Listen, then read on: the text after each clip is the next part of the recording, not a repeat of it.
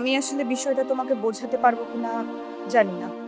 আচ্ছা শোন, বোঝানোটা পরে হবে। আগে তুই আমাকে ঠিক করে বল তোর মনের মধ্যে কি চলছে, তুই কি বলতে চাস। আর তুই একটু বুঝিয়ে না বললে আমি বুঝবই বা কি করে, বল। রুশো যদি আমার জীবনে না থাকতো তাহলে আমি জীবনটা অন্যভাবে ভাবতে পারতাম। তুই কিভাবে এমন ভাবতে পারিস? আমি বলছি না যে ও আমার বোঝা, কিন্তু আপা দায়িত্ব তো আছেই। দায়িত্ব তো সবারই থাকে। কারো সংসার ভাঙার পেছনে আমরা কিভাবে দায়ী হব? তুমি এগুলো কি বলছো? তোদের সাথে কথা বলে তোদেরকে দেখেই কিন্তু মিষ্টি এসব সাহস পাচ্ছে। আমরা কি করেছি? তুই আর তোর মা দুজনে মিলেমিশে থাকতে পারছিস না। তোর মা তো নিজের সংসারটাই ঠিক মতো করতে পারলো না, তারপরে এখন এত বছর পরেও নিজের ভুলটা সে স্বীকার করছে না। আমি ছোট থেকে দাদির কোলে পিঠে বড় হয়েছি। খাওয়া, ঘুম, ইভেন খেলার সময় দাদির কাছেই থাকতাম। এত বছর ধরে দাদি আমার সঙ্গেই ছিল। তারপর দেখো, বাবা মা অ্যাক্সিডেন্টে মারা গেল। আমার ভবিষ্যতের কথা চিন্তা করে দাদি আমাকে এখানে নিয়ে আসলো। এতটা পথ দাদিকে ছাড়া আর কি নিয়ে ভাববো বলো? ভাবনা আসাটাই স্বাভাবিক, তবে জীবন কারোর জন্য থেমে থাকে না ফিদা।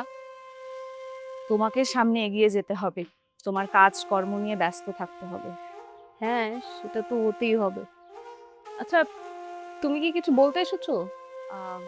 হাসান ভাইয়ের একটা বোন আছে না, মিষ্টি না কি যেন নাম? হ্যাঁ, মিষ্টি আপু, রুশো ভাইয়ের খালাতো বোন। কেন বলো তো? আমি আসলে জানতে চাচ্ছিলাম ওদের মধ্যেকার সম্পর্কটা কেমন। ওদের মধ্যে সম্পর্ক তো খুবই ভালো অ্যান্ড ইন্টারেস্টিংও। ওরা সব কাজিনরা মিলে আন্দোভাইয়ের বাসায় থাকতো। আমি তো ফার্স্টে এসে ওদের বাসায় কিছুদিন ছিলাম। তখন দেখেছি ওরা কাজিনরা মিলে সবসময় অনেক মজা করে সময় কাটাতো। মিষ্টি আপু কিন্তু খুবই মিষ্টি আর খুব ইমোশনালও। মিষ্টি আপু বিয়ে হয়েছে আসিফ ভাইয়ের সাথে। আসিফ ভাইও খুব সরল সহজ এবং বোকাশোকা একজন মানুষ। তবে না, দুজনের মধ্যে খুব ঝগড়া লেগে থাকে। কিন্তু তুমি এসব জানতে চাইছো কেন? আমি রুশো ভাইকে ফোন করেছিলাম, দেখলাম বেশ মুড অফ। তো মুড অফের কারণ জানতে চাইলাম। গত রাতে নাকি হাসান ভাই আর মিষ্টি আপুর মা অনেক ঝগড়া করেছে। ঝগড়া করেছে? কি নিয়ে? আর তুমি এসব কোথা থেকে জানো? আমি গত রাতে হাসান ভাইকে ফোন করেছিলাম। হাসান ভাইয়ের বেশ মন খারাপ ছিল। তো মুড অফের কারণ জানতে চাইলাম, সে তো কোনোভাবেই বলবে না। কিন্তু তুমি তো জানো আমি নাছোড় বান্দা, অনেক ঘ্যানর ঘ্যানর করলাম। তারপর বলল মিষ্টি আপুকে নিয়ে নাকি হাসান ভাইয়ের সাথে মিষ্টি আপুর মার অনেক ঝগড়া হয়েছে। এখন আমি তো তাদের পারিবারিক বিষয় এত কিছু জানতে চাইতে পারি না, এই জন্য তোমাকে জিজ্ঞেস করলাম। হ্যাঁ, হতেই পারে। ওই যে বললাম, মিষ্টি আপু একটু অন্যরকম। তার মার সাথে তো তার চিন্তা ভাবনা মিলে না। আর এটা নিয়ে হয়তো রুশো ভাই আর তার খালার কথা কাটাকাটি হয়েছে। ঠিক আছে, তো তুমি ক্যাম্পাসে যাবে তাই তো? হ্যাঁ, না গিয়ে আর কি করবো বলো? যেতে তো হবেই। শোনো, মন খারাপ করে থেকো না, আর ক্যাম্পাস থেকে আসো, তারপর আমরা অনেক গল্প করবো, আড্ডা দিব। ক্যাম্পাসে যাও, বন্ধুদের সাথে কথা বলো, ভালো লাগে।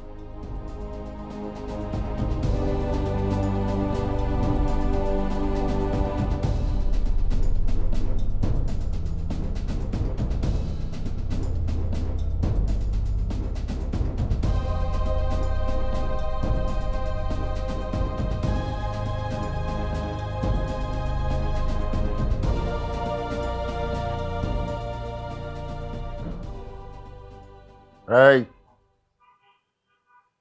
ঢুকতে গিয়ে আবার বাইরে যাস কেন?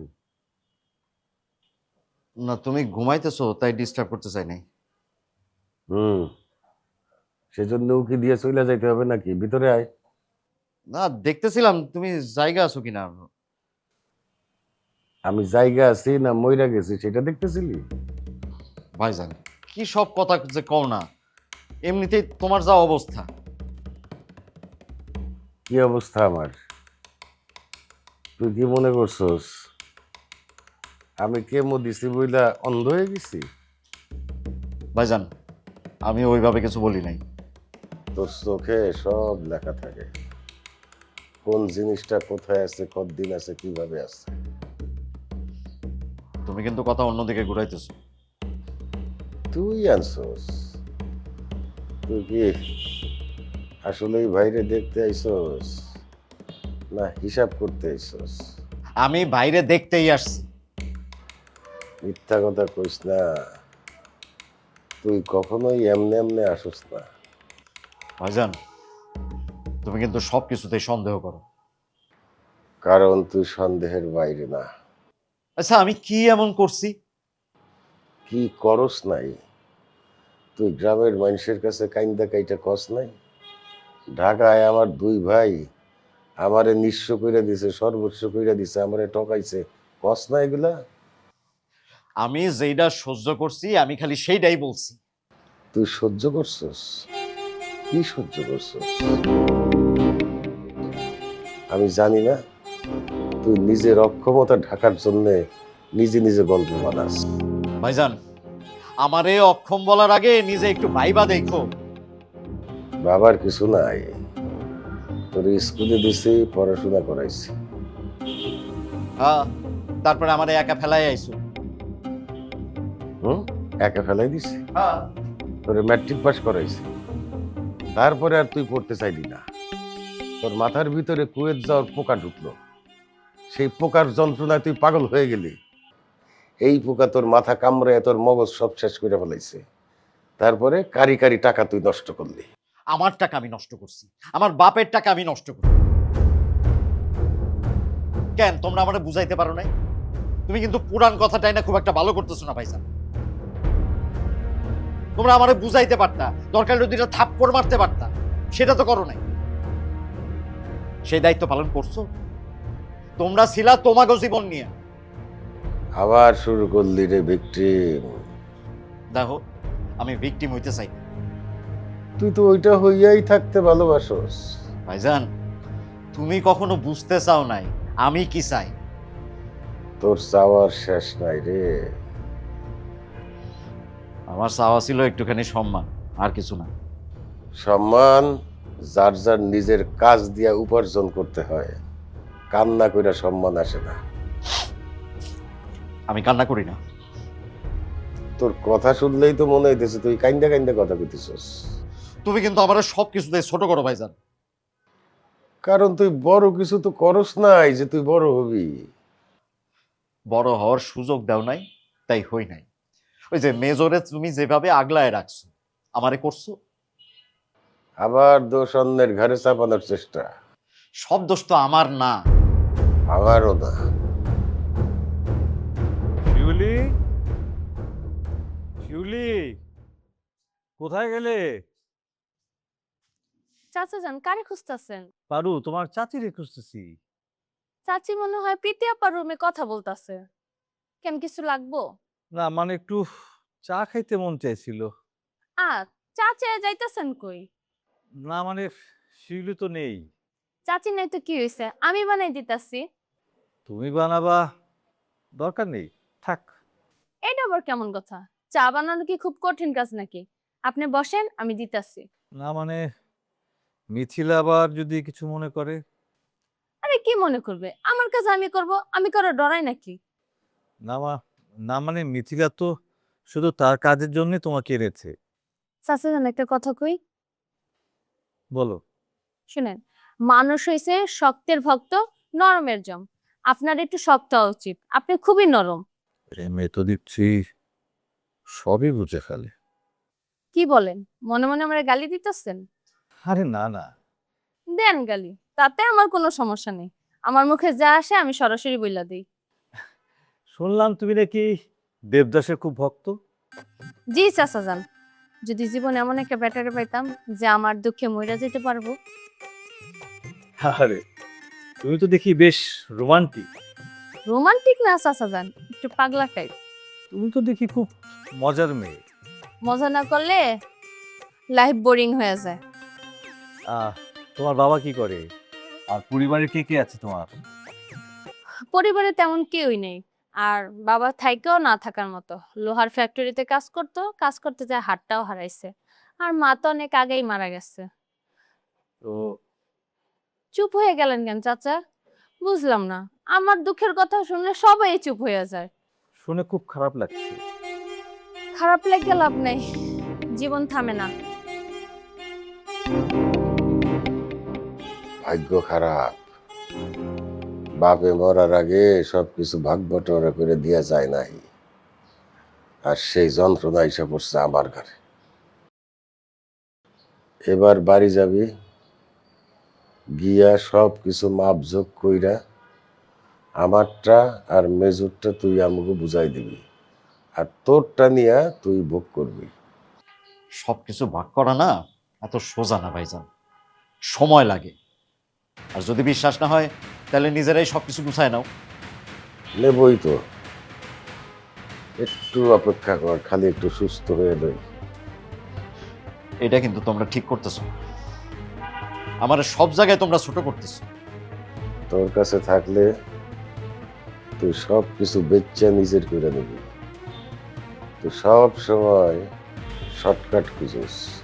শর্টকাট না, বাঁচার রাস্তা। আর আমি তোমাকে কখনো ঠকাই নাই, যা করার নিজে করছি, যেমন তোমরা নিজেরাও করছো।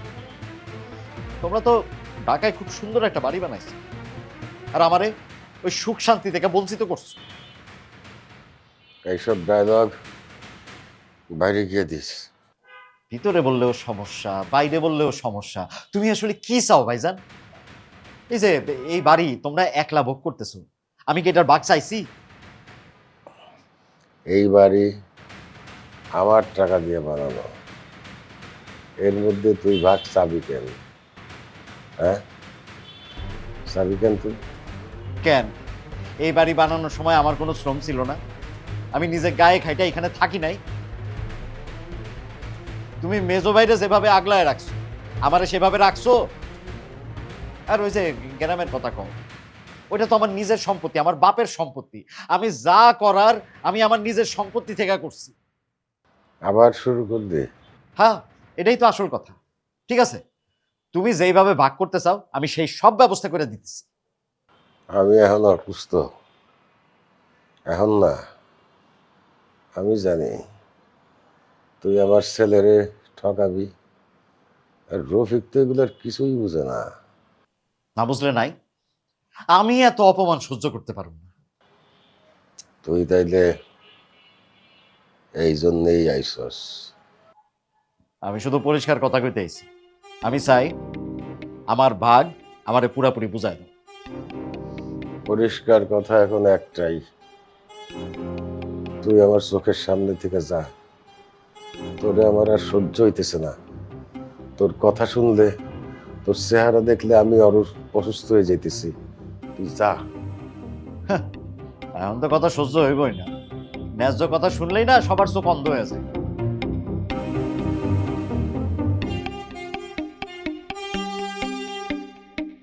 শুনলাম তোমার নাকি একজন বয়ফ্রেন্ড আছে। না চাচাজান, কেউ নাই। তাহলে যে সবাইকে বলে বেড়াও তোমার একজন বয়ফ্রেন্ড আছে, সেটা কেন বলো? আমার কেউ নাই, এটা আপনারও কইলাম, কারো কইবেন না কিন্তু। আচ্ছা বলো। এই দুনিয়া বড় খারাপ। একলা একটা মাইয়া মানুষ আছে জানলো অনেক কিছু চায় বহে, তাই অশরীর একটা বয়ফ্রেন্ড বানাই লইছি। নাম আছে কিন্তু মানুষ নাই। এটাও একটা আইডিয়া।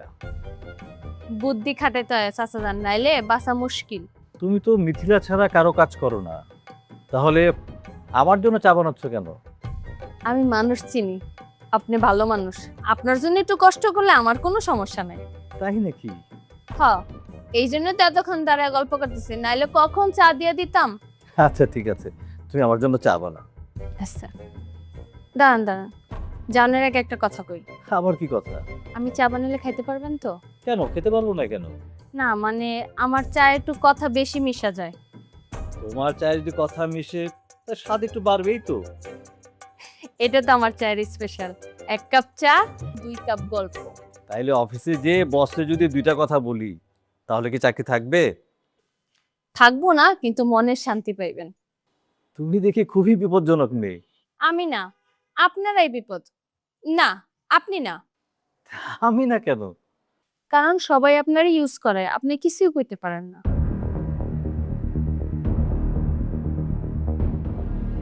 একদম ঠিক কথাই কইতেছো। আবার মনে মনে কি বলেন, গালি? আরে না না, ভাবতেছি তুমি মন পড়তে পারো কিনা। মুখ দেখলেই বোঝা যায়। আচ্ছা দেবদাসের ভক্ত, এটাই কিন্তু আমি ভয় পাচ্ছি। কেন? আপনি পার্বতী হবেন নাকি? ধুর, আমি তো আমার নিজের লাইফ নিয়েই শেষ। এমনি মজা করলাম। এই জগতে কেউ কারোর জন্য মরে না। মোবাইলের ডাটা প্যাক শেষ হয়ে গেলে মানুষ আরো বেশি কষ্ট পায়। সত্যি কথা বলেছো একদম। তাই তো বলি, বাস্তব বোঝেন, সিনেমা একটু কম দেখেন। কিন্তু তোমার লাইফ তো সিনেমার থেকেও কঠিন। কষ্ট না থাকলে মানুষ মজা করে কেমনি?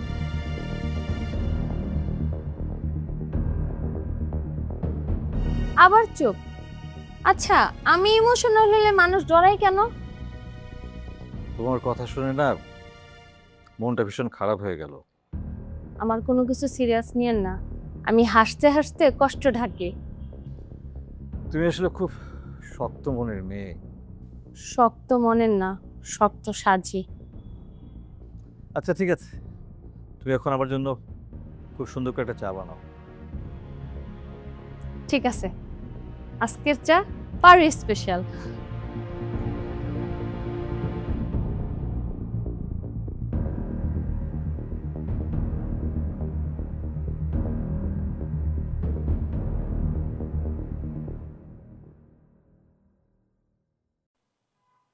আচ্ছা ভাইজান, তুমি আমার একটা সত্যি কথা কও তো, আমি তোমার কি এমন ক্ষতি করছি? হ্যাঁ, তুমি সারাটা জীবন আমার সাথে যেই আচরণগুলো কইরা গেছো।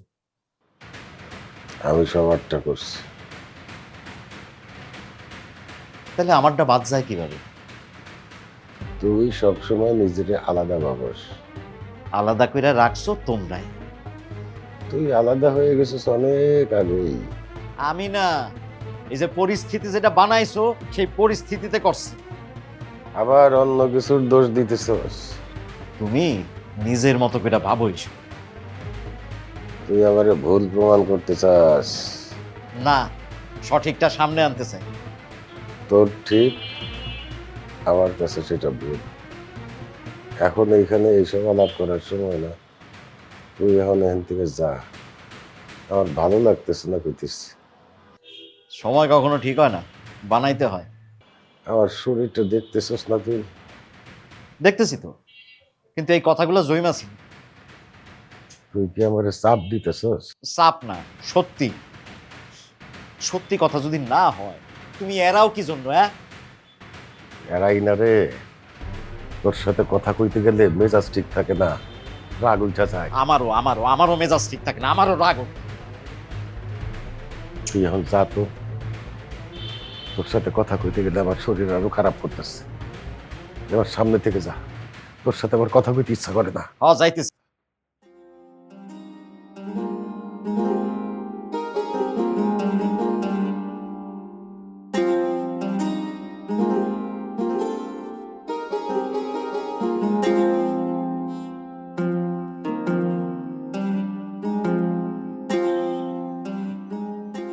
তুই না কিছুদিন আগে বললি নিজের মতো করে নিজে কিছু করবি, ব্যস্ত থাকবি, তা তোর সেসব কোথায় গেল এখন?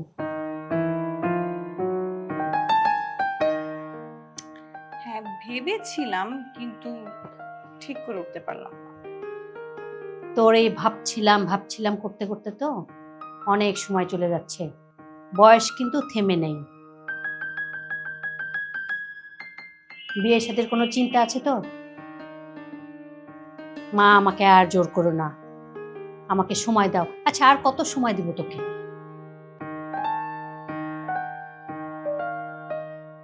মা প্লিজ। এই প্লিজ কি রে? যার সাথে তোর প্রেম ছিল সে তো তোকে ফেলে পালালো। এখন না কিছু করতেছিস নিজে, না আমাদেরকে কিছু করতে দিচ্ছিস। এসব কথা আর বলো না মা। বলবো না? আমার তো এখন সব জ্বালা হয়ে গেছে। তোদেরকে নিয়ে ভাবতে গেলেও তো আমাকে ভাবতে দিবি না, আবার নিজেরাও কিছু করবি না। এই সংসারটা কিভাবে সামলাবো বলতো? একদিকে তোর বড় চাচার অসুখ, কত টাকা লাগে জানিস? কবির কোথা থেকে কিভাবে টাকা জোগাড় করছে সেগুলো তোর চোখে পড়ে না? পরে আর এদিকে তোর ছোট ভাই হুট করে বিয়ে করে বউ নিয়ে হাজির। একবার আমাদের সাথে কথা বলার প্রয়োজন মনে করলো না। এখন তো বউ শাশুড়ি উটকো ঝামেলা লেগেই থাকে। আর এসবের মাঝে তুই নিজে কিছু করছিস না আমাদেরকে কিছু করতে দিচ্ছিস? আচ্ছা, আমরা কাকে নিয়ে ভাববো তুই বল? আমাকে আরেকটু সময় দাও মা। আমি চেষ্টা করছি।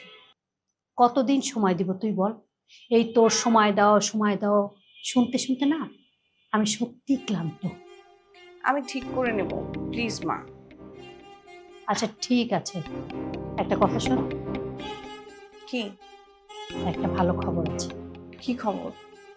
কবির তো অনেক কষ্ট করে ওর বাবার চিকিৎসার খরচ চালাচ্ছে, এটা তো জানিস। আর একটা খবর আছে, কবির বিয়ে করতে চাচ্ছে।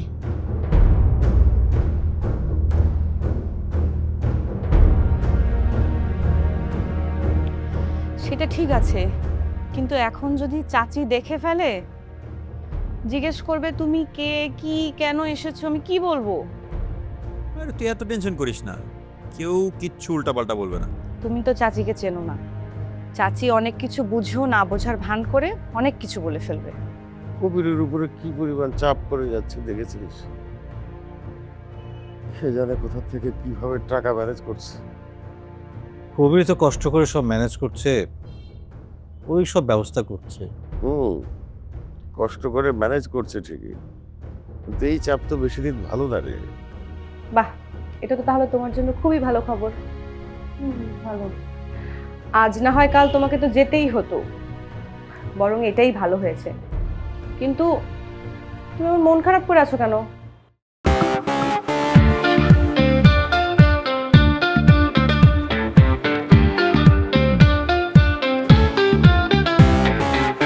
চোরাস্রোতে ভাসি, বালির ঘর বাঁধি, স্বপ্নের ফেরিওয়ালাটা দিয়ে যায়।